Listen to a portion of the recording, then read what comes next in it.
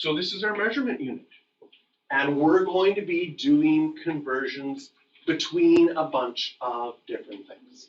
Now, in Canada, we use mainly the metric system, but since we're close to the United States, we still have a lot of things that are in feet and inches and yards and miles. For example, if I ask people how tall they are, Sam, how tall are you? 5'8". Nick, how tall are you? 1.18. Right. So we've got 1.18 and 5'8". So according to that, is Sam 5 times taller than Nick? He's 1. This giant and tiny. No, we're using different measurements, right? So if you have come from any European country, you know your height in centimeters or meters and centimeters. And if you're in North America, we've grown up, we know our height mainly in feet and inches until you get your license. How many people are taking driver's ed this year? You're going to get your learners, and then you're going to get your license, and on your license, it's going to be in centimeters. So you're going to have to whew. How many people know their height in both feet and inches and centimeters? Some already. Okay. So we have to convert between things. A lot of our building materials in Canada, construction materials are used both in Canada and the United States. So we see a lot of things that we're building still with feet and inches. Like the tiles you see on your floor. They're exactly 12 inches by 12 inches. 1 foot by 1 foot. Pause. Look at that. I have a perfect foot with my shoe on. So we need to know how to convert things. And in converting things, we often have like a base unit. So a base unit in length is our meter. And then we break that up, right? If we want to go smaller, we have like centimeters and millimeters. And we have meter things that we never use, right? How can you like, oh, I only count in decameters? No. It's like, I have no idea really what a decameter is because we never use it. But we use centimeters a lot, right? And millimeters, you feel like, okay, if it gets really small, you have your ruler has centimeters and millimeters and meters. And if you're traveling distances, right? If you're on a road trip, there's a sign. They're not going to give you a sign in meters. It's like, woohoo, only 10,000 meters more to go. No, they're going to give you a sign in kilometers. Okay? For volume, we use liters, right? You buy your drinks, 2 liter of Coke, 1 liter of Pepsi, right? But volume can also be measured in cubic meters. So when you think about how big is a cubic meter, think of a meter stick. Here we go. Not a meter stick. This is 1 meter. Imagine making a 1 meter by 1 meter square on the ground, which would approximately be 3 by 3 of these feet. Not exactly. As you can see, the meter is, wow, this is a yardstick. It's not a meter stick. Here we go. I was like, oh, it's perfect. That's weird. This is a meter stick, which was a little bit longer than a yardstick. But anyways, you can imagine 3 by 3, and then going 1 meter up and making a box. That would be 1 meter cubed. Okay? That's big. That's a lot. Don't drink a meter cubed of water in a day, because that would be what you would be probably struggling to do all day while going to the washroom in between. That's a lot of water. Okay? And then in weight, we use grams and kilograms. Right?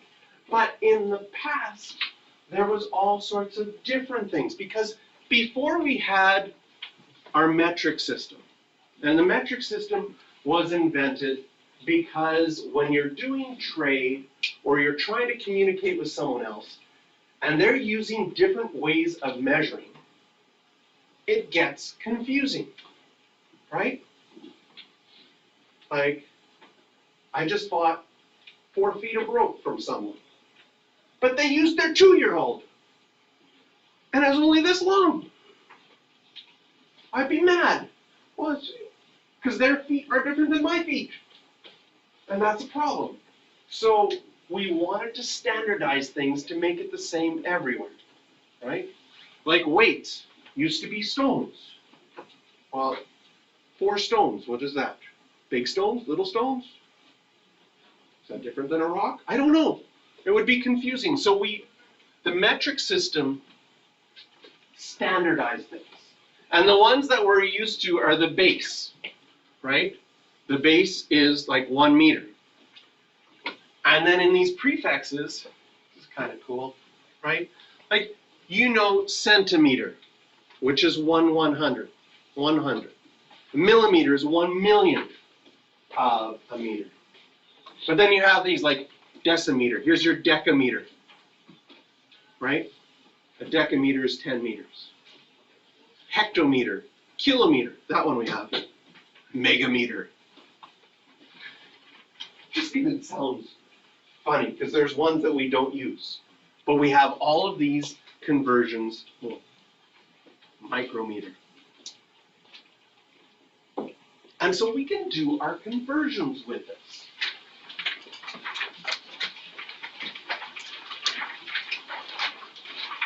Now, sometimes we're going to multiply, and sometimes we're going to divide. And that's going to be the thing we're going to have to try to figure out. And what I would encourage you to do is, right now on this, try to think what you would do. Try to think if you had to convert 100 kilometers to meters, and off to the side here,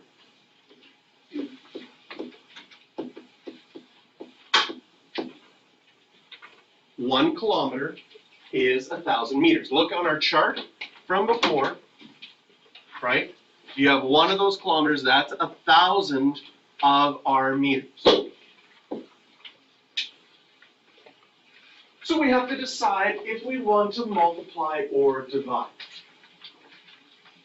Now, the common sense thing that I want you to think about is, which is bigger, a kilometer or a meter? Kilometer is bigger. If you think you have a piece of rope that's a kilometer long, 1 kilometer would be, that piece of rope is 1,000, if you cut it with scissors, it'll take a long time, you would get 1,000 meter pieces of rope. So when I change from kilometers to meters, should I have more or should I have less? I should have more, because if 1 kilometer is 1,000, every time I have a kilometer, I'm going to get 1,000. So in this case, it's telling me that if I want more, does it make sense that I would want to multiply? 100 times 1,000. So this is sort of, oh, do you know how to multiply with zeros? Like when you're multiplying things with zeros, you're just like, okay, 1 times 1 is 1, and then I have 1, 2, 3, 4, 5. I get 100,000 meters. So sometimes conversions, like I think in this case, it's an easy conversion because your mind can visualize something and it makes sense to multiply and divide. Okay? There's going to be times that we work on something where it gets a little bit complicated. And I'll introduce some new sort of thinking strategies that might help you. So when you have to do like conversions in chemistry, it's like, oh, I can use my math strategy and apply it to chemistry and work through that. Okay?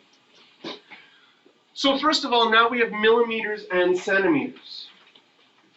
Do we know the relationship between millimeters and centimeters? If you had 1 centimeter, do you know how many millimeters that is? So that's sort of the first part in conversion. 10. So we have our conversion here.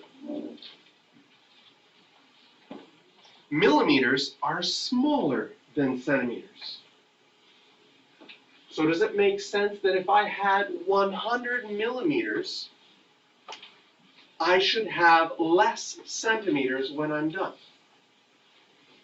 And if the common sense to you says I should have less, That kind of gives you a sense of whether I should multiply or I should divide. In this case, if every 10 millimeters makes 1 centimeter, I can take my 100 and divide it by 10 and get 10 centimeters. Again, ask yourself, does that make sense to me? Because this first one I multiplied, second one I divided, and we were only really figuring that out whether or not we needed more or less of something, and whether something was bigger or smaller than something else. But where those things get a little bit difficult is when you maybe start to use units that you're not used to. And so developing a really good understanding with things that you understand can really help you when you get to more complicated situations. So we look at our units, milliliters and liters. Which one's bigger? Liters are bigger, so if you had 1 liter, how many milliliters would that be?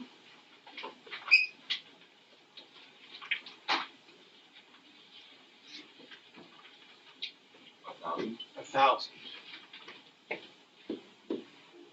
The other thing that is helpful when doing math is trying to connect. Where do I use these things, right?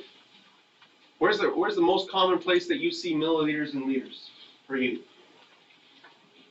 Yes. Drinks and stuff. Drinks, right? I think drinks is a great example because you can buy a 2 liter Pepsi, you can buy a 1 liter Coke, right? But it's you two, right? Not getting supported by any of these unless they want to start sending me free stuff. Then I'd probably get, I don't know, there might be legal problems for getting supported on my YouTube videos. You buy drinks, you can buy them in liters, but when they get smaller, right, then you're buying the bottles, they have all different sizes. If I wanted to buy a small drink, a pop, what different sizes do they come in? Do you know? 355. I've seen 710. There's like, which is exactly double 355. So when you're doing math, you're kind of like, okay, 6 of these is the same as 12 of those. Then they have like small ones, 300 or 250, and then it gets interesting because sometimes they used to have 500 ml bottles, and then they upped that to 600. There was 600 milliliter bottles, and then you'll see some with 491. I'm making that number up, but I'll say it with confidence so you believe me, which is exactly 1 American pint converted. So sometimes if it's like, oh, we want to convert the American one into Canadian, then we get some weird numbers. So you get all sorts of, but I do agree that drinks is probably the most common. So now, at 150 milliliters, should you have more or less liters? You should have less. So that's telling us that if we're using the same strategy we've been using all the way along, that I should divide. And here's our first good mental math challenge. We're going to divide by 1,000. How's our dividing by 10? Let's start with dividing by 10. 73, I'll use a nice odd number. 73 divided by 10 is 7.3. When you're dividing by 10 or any power of 10, well, the 10, you might have said, oh, that moves my decimal 1 place over. Perfect, 7.3. The 1,000 that we have in this question right here, the 1,000 has 3 zeros. We're going to take that decimal place and move it 1, 2, 3 places. I don't have to add this extra 0 in there because it's not really necessary once I have decimals, but just to show the 150 and the 3 decimal places moved over, I have 0.150 liters. Move 3 decimal places over. Conversions are important, because if you make a mistake in conversions, it is crazy.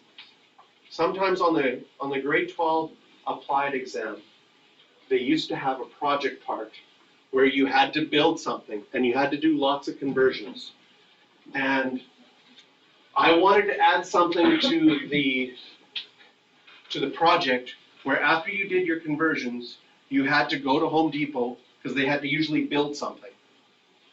So there would be people building something out of brick. For example, this one year they had to build a barbecue out of brick and then show the dimensions and show how many bricks and how much it would cost. And I thought it would be really good if after you did your conversions, you had to actually go to Home Depot with your cart, go to the bricks, and load them up. Because there were some students who calculated and had like this whole classroom full of bricks is how much they were going to order. And then there was one barbecue that I literally could fit in my hand. The bricks were so tiny in the end, right? And that's, when we do calculations, we often have that where we go out and try to do, and you're like, oh, I must have screwed up somewhere.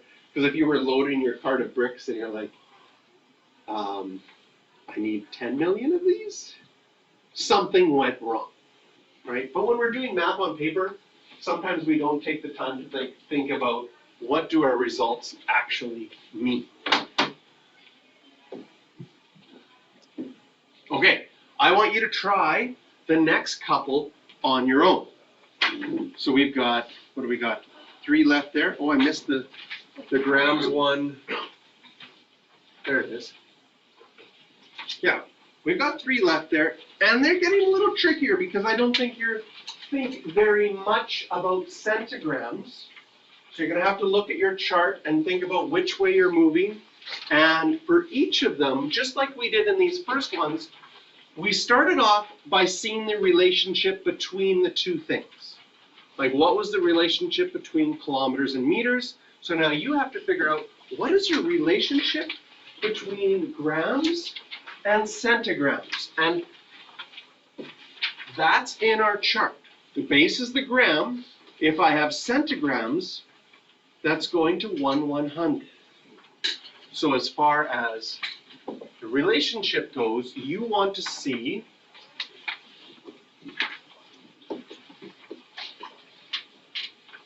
and usually we write the bigger one as one of those, and the smaller one, we see how many of the smaller ones we would have.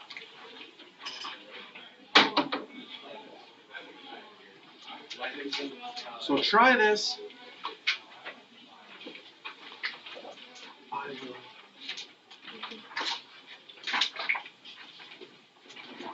Let's see if the buttons still work.